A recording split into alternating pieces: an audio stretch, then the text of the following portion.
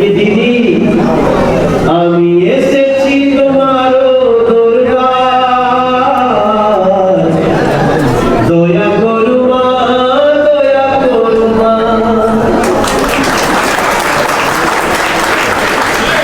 কেন মা মাটি মানুষ করে চিৎকার দয়া করো মা দয়া করো মা আমি আসবো শিলিগুড়ি जब एक बार फिर आओ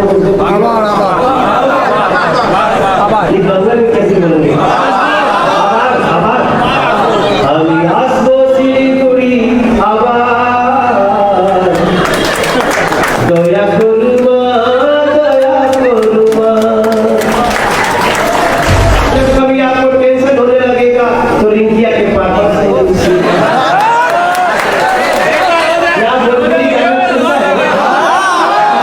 मैंने गाना गाया देखो मेरी बात यही है मैं जो बोल रहा हूँ ना दिल से तो नहीं गाया क्या मेरा गाना तो नेशनल गाना हो गया रिंकिया के पापा उसका कोई अर्थ नहीं जानते हैं अभी लेकिन गा सब कोई रहा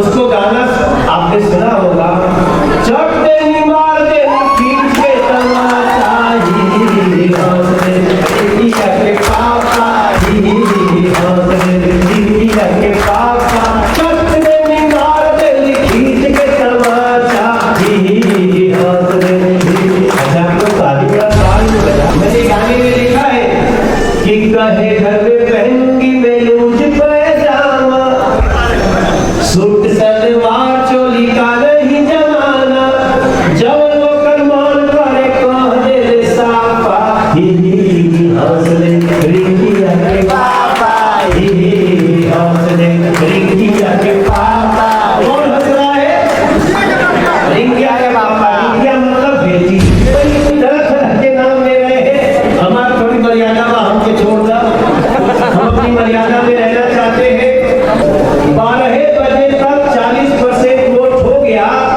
इसका मतलब कि पश्चिम बंगाल जगा हुआ है और अपने मतों का प्रयोग भड़क करता है तब मनोज तिवारी अपने पिताजी का एक गाना याद करता है हमारे बाबूजी एक गीत गाते थे कि उठ जाग मुसाफिर भोर भाई अब रहे न कहाँ जो सोत है जो जागत है वो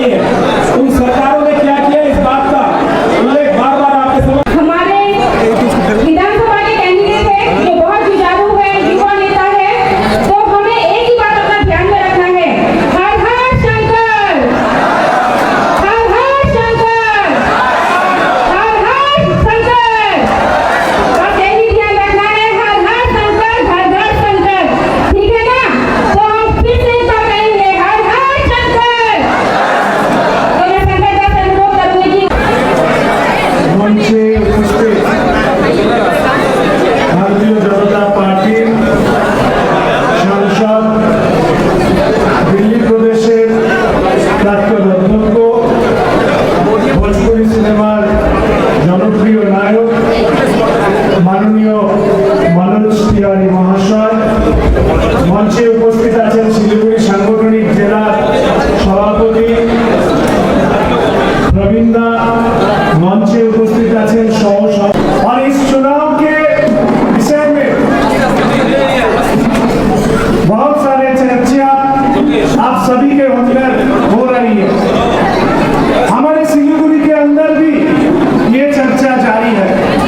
हमसे 2-3 बार आपके सामने रहना अमावस्या में 4 दिखना संभव है, लेकिन वाम कांग्रेस आईएसएफ जोड़कर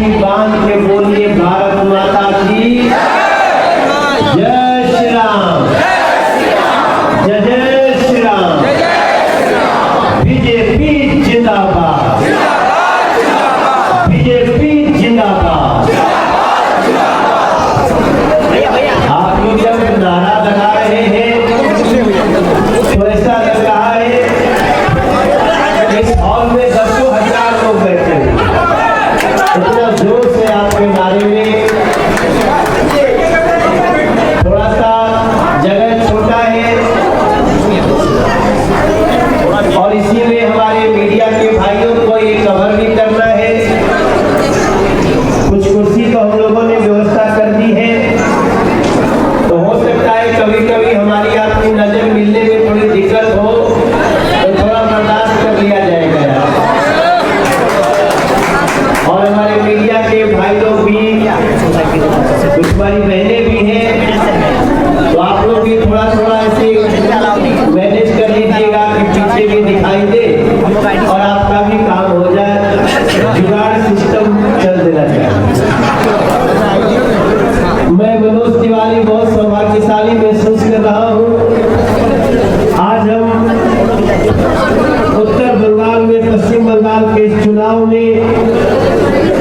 आपके समक्ष जब आए हैं तो मंच पे बैठे हमारे जिले के प्रेसिडेंट प्रवीण अग्रवाल जी का, वाइस प्रेसिडेंट सविता अग्रवाल जी, राज भट्टाचार्य जी, बेनी पॉल जी, जनरल सेक्रेटरी राजू साहा जी, कॉर्पोरेटर खुशबू मित्तल जी, मालती रॉय जी, सेक्रेटरी कन्हैया पाठक जी, राजू पॉल जी, सुवांकर साहा चौधरी जी और मंडल के प्रेसिडेंट अमित जैन जी, आदित्य मोदक जी और जो इस चुनाव में हमारे लोकप्रिय कर्मठ प्रत्याशी हैं, जिनके जीत में हर कार्यकर्ता की जीत है, जिनके जीत में मनोज तिवारी की भी जीत है, जिनके जीत में सिलीगुड़ी की जीत है और नरेंद्र मोदी की जीत है, ऐसे हमारे शंकर घोष जी जो हमारे भाई तरफ अभी आपने इनकी बात सुनी, प्रवीण भाई साहब ने भी बात रखी, हमको इनकी बात सुन के बड़ा मजा आया। इन्होंने थोड़े में सारी बातें कह दी मेरे भाई बहन। भारतीय जनता पार्टी के बारे में अभी प्रवीण अग्रवाल जी ने बहुत अच्छी बात कही कि बीजेपी जो कहती है वो, आपको पता है ना, बीजेपी जो कहती है वो करती है।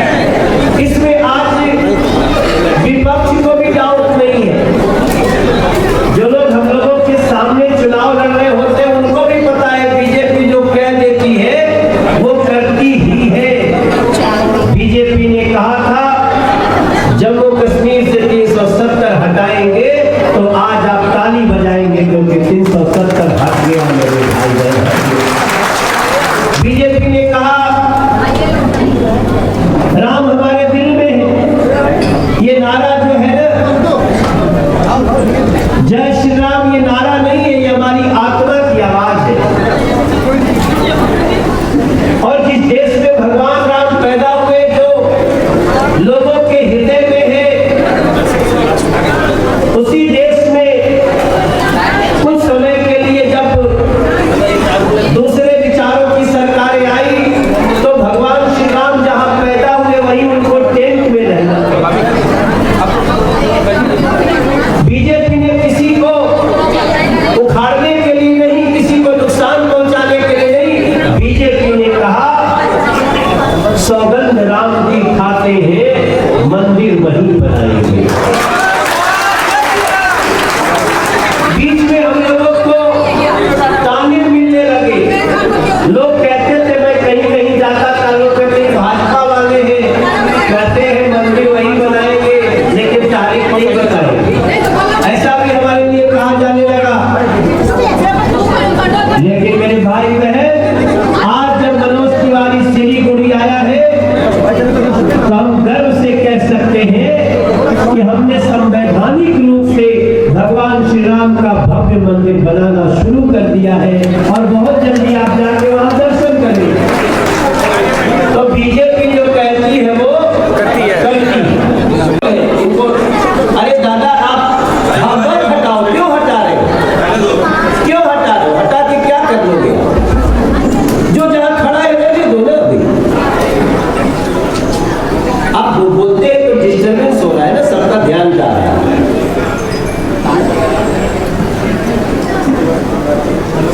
इसलिए आप इस पे विश्वास करिएगा और आपको जा करके सबको बताना है कि बीजेपी जो कहती है वो करती है। अब इस चुनाव में हमारे उत्तर बंगाल में है, जहां पे 8 लोकसभा सीटें हैं, 54 विधानसभा है अगर मेरी जानकारी सही है, और 8 लोकसभा में ऑलरेडी बीजेपी 7 लोकसभा जीत चुकी है। इसी जगह पे नरेंद्र मोदी के लिए इस क्षेत्र के लोगों ने अपना विश्वास दिया है।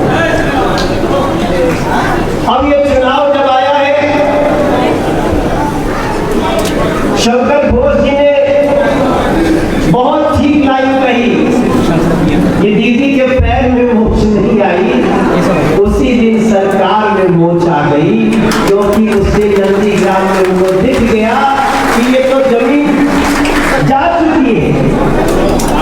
आज भी चुनाव हो रहा है वहां पे, जो लोग गुंडागर्दी करते थे आज भी कोशिश किए, लेकिन पहली बार चुनाव आयोग ने बड़ा निर्णय लिया। जो लोग पैरामिलिट्री फोर्स के साथ, पुलिस के साथ गुंडागर्दी करते थे, तो पहली बार पश्चिम बंगाल में डिसीजन लेना पड़ा, अगर बूथ पे डिस्टर्बेंस करोगे तो गोली भी मारी जा सकती है। चुनाव आयोग के इस कदम का स्वागत होना चाहिए, लेकिन यह भी सोचना चाहिए, यह सोचे के चाहिए कि ऐसा भय का है, ऐसा डिसीजन क्यों लेना पड़ा। पश्चिम बंगाल को ऐसे हिंसा के दलदल में किसने पहुंचाया। आज वो दीदी जो 10 साल शासन कर ली, ये हमारे भैया लोग, दीदी लोग जो 10 साल सरकार चलाए, उसको उपलब्धि बताना चाहिए ना, क्या किया है। मेरे मीडिया के भैया लोग 2 साल शासन करने के बाद दीदी ये नहीं बता रही है कि उसने ट्रैफिक जाम सिलीगुड़ी का ठीक किया कि नहीं किया, उसने सिलीगुड़ी में, उत्तर बंगाल में इंफ्रास्ट्रक्चर का विकास किया कि नहीं किया। वो ये नहीं बोल रही है कितने विद्यालय बनाए, कितने शिक्षा की व्यवस्था की, कितने लोगों को रोजगार दिया, ये नहीं बता रही है दीदी। 10 साल शासन करने के बाद दीदी कहती है खेला हो गया। अब हम 20-25 दिन से इसका अर्थ समझने की कोशिश कर रहे हैं कि खेला होने का मतलब क्या होता है। प्लेग्राउंड में नहीं, तो हम लोग जो समझते हैं खेला हो गया मतलब घात हो गया, धोखा हो गया। हम लोग 10 साल से वेट कर रहे हैं। बहुत मैं भी वेट कर रहा हूँ। और अब जाकर के जब नरेंद्र मोदी जी के पास ये बात पहुंची, तो उन्होंने बोला दीदी तुम यही बोलो कि खेला होवे, बीजेपी बोलছে विकास হবে। তাহলে লড়াই কোথায় আছে? খেলা হবে বলছে বিকাশ হবে। আমিও একটু একটু বাংলা জানি। ऐसा मत सोचिएगा कि भैया आया है हिंदी भाषी क्षेत्र में अभी बांग्ला जानी ना, अभी भारत में बांग्ला जानी। लेकिन मैं आश्चर्यचकित हूँ, अभी जब हम एयरपोर्ट से उतरे, तो जो ड्राइवर साहब गाड़ी चला रहे थे, वो ऐसा जाम में फंस गए। मैंने कहा कि कोई दूसरा रास्ता नहीं है। बोले दादा यही रास्ता है, अच्छे यही रास्ता जेते होवे, जब तो टाइम लागবে আমি কিছু করতে পারবো। अभी तो मैं हंस रहा हूँ, लेकिन मैं लोगों को देख रहा हूँ, जो सड़क आज के 20 साल पहले नहीं होगी, वो उतनी चौड़ी, कहीं फ्लाईओवर नहीं, जबकि ये सारी व्यवस्था 2.5 से 3 साल में ये सारी व्यवस्था बदली जा सकती है, और बीजेपी बदल के रहेगी, या आपको विश्वास दिलाने के लिए। जल्दी हो जाए। शंकरदा परिवार में नया हो सकता है, लेकिन जिस प्रकार से आप लोग बीजेपी के बारे में कह रहे हैं ना कि हमारे यहाँ हमारी सबसे अनुशासित पार्टी है, बहुत कुछ सोच के निर्णय लिया जाता है, और हमारा शंकर घोषदा, ये तो आप काउंसलर भी रहे ना, ये काउंसलर के रूप में भी जितना काम किए हैं, वो एक बार ताली बजाने को कहता है कि शंकर घोषदा विजन। और प्रवीण जी हमको बता रहे थे, अभी हमारे राष्ट्रीय संगठन महामंत्री जी भी आज यहाँ पे हैं, प्रवीण दा बता रहे थे हमको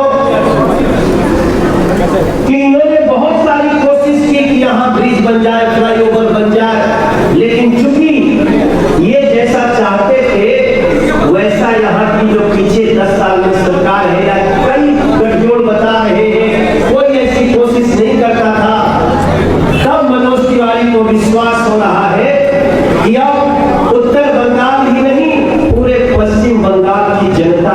भाग चुकी है। अभी तो बीजेपी से ज्यादा मेरे मीडिया के भाई बहन, मेरे भैया लोग, दीदी लोग, ये मेरी 29वीं सभा है, 29वीं विधानसभा। इससे पहले मैं 28 विधानसभा में होके आ रहा हूं। पुरुलिया, गरबेटा, खड़गपुर, हावड़ा जिले के बहुत सारे विधानसभा, उलबेड़िया, कहां अभी हमको तो नाम भी धीरे धीरे याद आएगा। अभी तो मैं पश्चिम बंगाल में इतना अंदर नहीं घूमा था। हालांकि मैं कोलकाता में बहुत समय से रहता हूँ, बाड़ी अच्छे कोलकाता।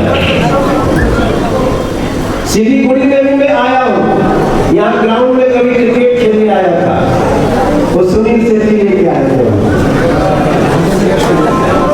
लेकिन सिलीगुड़ी के लोगों से, यहाँ के दार्जिलिंग से हमारा बहुत रिश्ता है, बहुत बहुत रिश्ता है।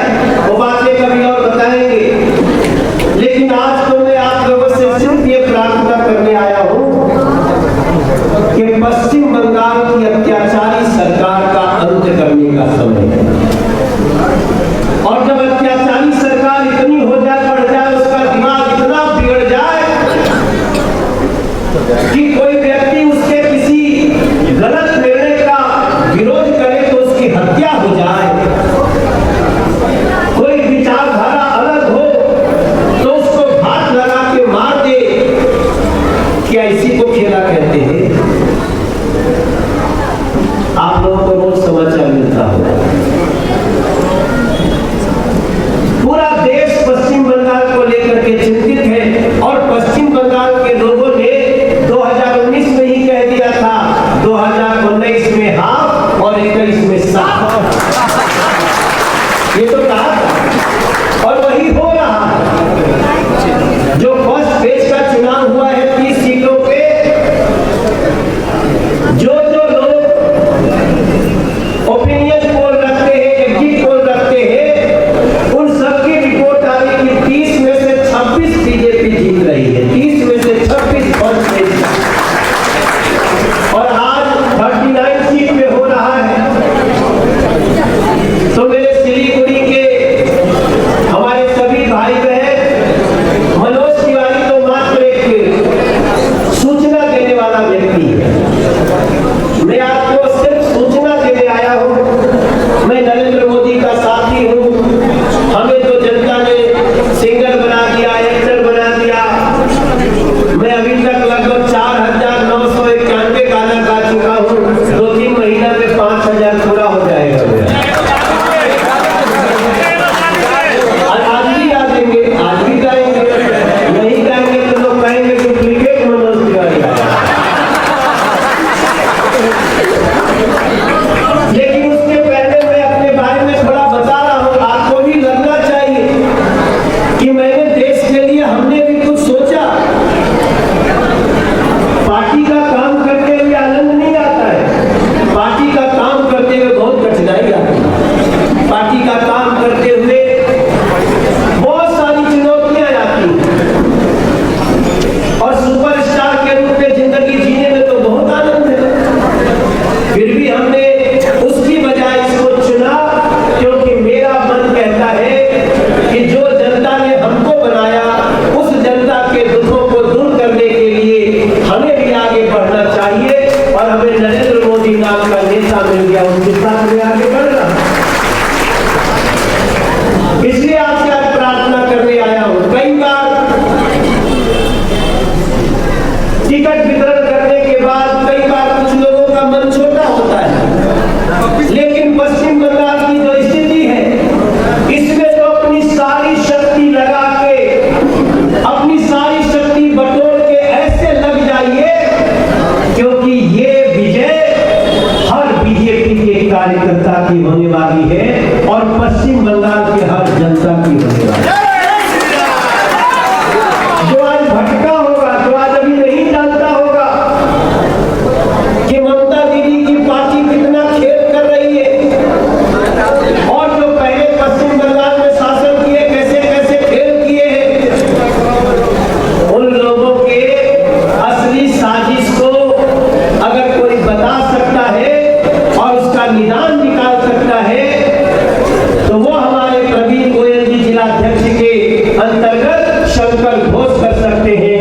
आपके साथ आगे बढ़ रहे हैं, ये हम आपको विश्वास दिला रहे हैं। बाकी तो मनोज तिवारी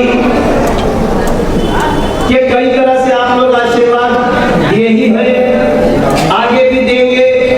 यहाँ के जो सांसद जी हैं वो भी युवा सांसद, हमसे बहुत बातचीत होती है। मेरा ये मानना है कि जब 2 मई को रिजल्ट आएगा तो अभी तो लोग कहता कि 2 मई जीत गई। एलर्जी करता है, ममता बनर्जी नहीं, ममता एलर्जी है। अब तरह तरह के नाम ले रहे हैं, हमारी थोड़ी मर्यादा में हमसे छोड़ दो, हम अपनी मर्यादा में रहना चाहते हैं, क्योंकि हम तो बीजेपी वाले हैं।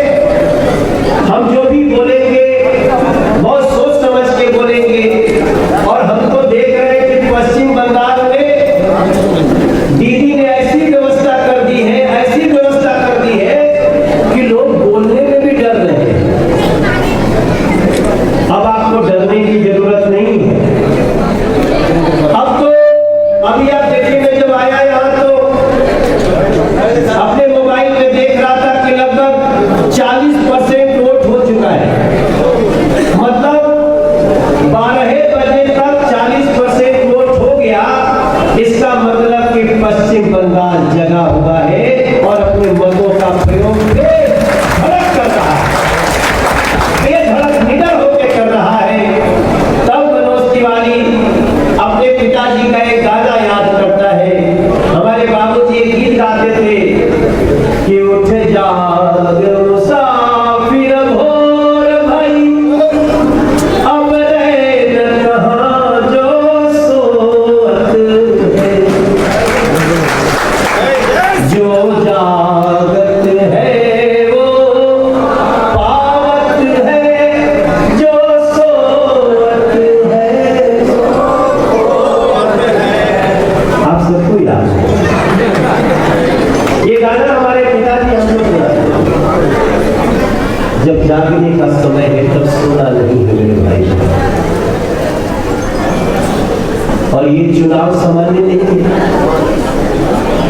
ये चुनाव पश्चिम बंगाल के भविष्य का चुनाव। इसलिए मैं हर जगह कह रहा हूं कि उठ जाग मुसाफिर भोर भाई, अब रहे न कहाँ जो सोत है, गलियों में निकल जा कमल लेकर, लोगों से मिलजुल कर हंस कर, उनको दिल से जोड़ो बंधु, पश्चिम बंगाल की आज जरूरत है।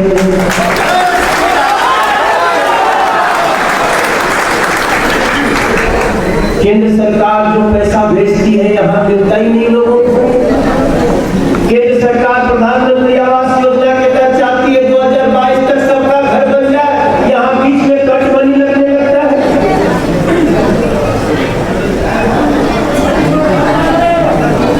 कौन सोचता है कि पश्चिम बंगाल में माँ दुर्गा के पूजा के मूर्ति पे भी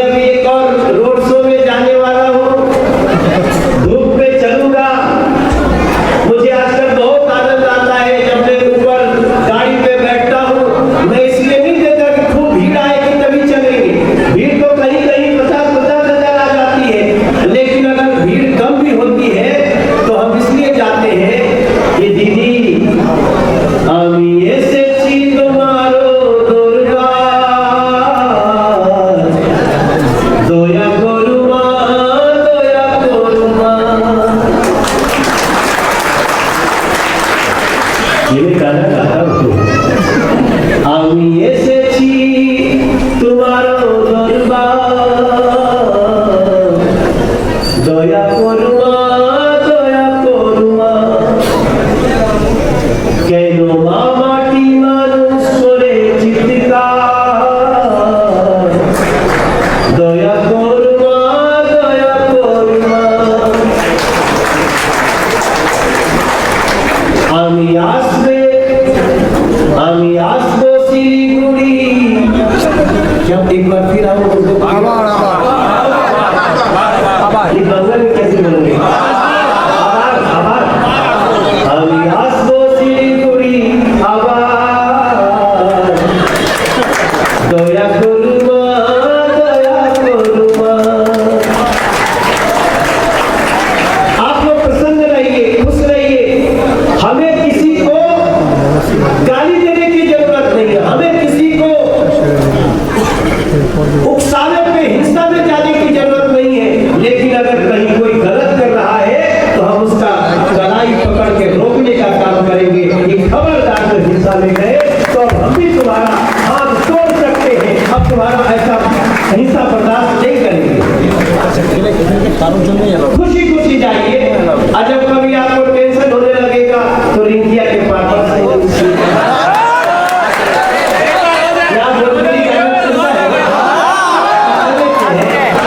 मैंने गाना गाया। देखो मेरी बात यही है, मैं जो बोल रहा हूँ ना दिल से तो नहीं गाया, मैं सब दिल से बोल रहा हूँ।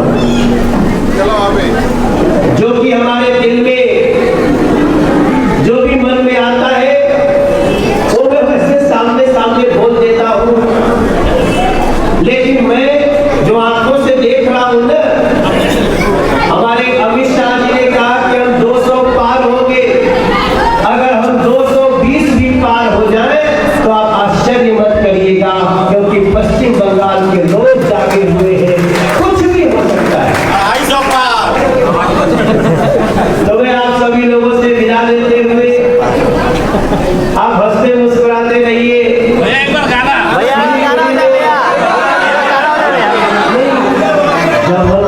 जब हम नीचे आए ना, तो आए तो इतना भीड़ लग गया कि मैं देखा एक दूसरे को धक्का दे रहे लोग। हम क्या है दादा, ऐसा मालूम होता तो मैं स्टेडियम में आता। फिर बाद में बातचीत हुई, वो प्रवीण जी हमारे जिलाध्यक्ष जी बोले अभी आप प्रचार करके जाइए, जीतने के बाद एक सिलीगुड़ी में एक प्रोग्राम मेरा करा, जहाँ कुछ यहाँ के बंगाल के भी आर्टिस्ट रहे, हम भी रहे।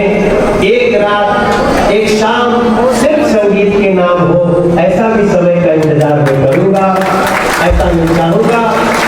क्योंकि अब मेरा गाना तो नेशनल गाना हो गया इंडिया के पास, उसका कोई अर्थ नहीं जानते हैं अभी, लेकिन गा सब कोई रहा। उसको गाना आपने सुना होगा, चट्टेनी मार दे पीछे तमाचा ही हंसने, इंडिया के पापा ही हंसने, इंडिया के पापा। चट्टेनी मार दे खींच के तमाचा ही हंसने। अच्छा आप लोग तालियां ताल में बजा रहे हैं भाई, बंगाल ताल में तो है ही है, सुर में भी है। कुछ लोगों ने सुर और ताल बिगाड़ने की कोशिश की शंकर, कुछ लोगों ने सुर और ताल बिगाड़ने की कोशिश की, लेकिन पश्चिम बंगाल कहता है हम सुर और ताल बिगड़ने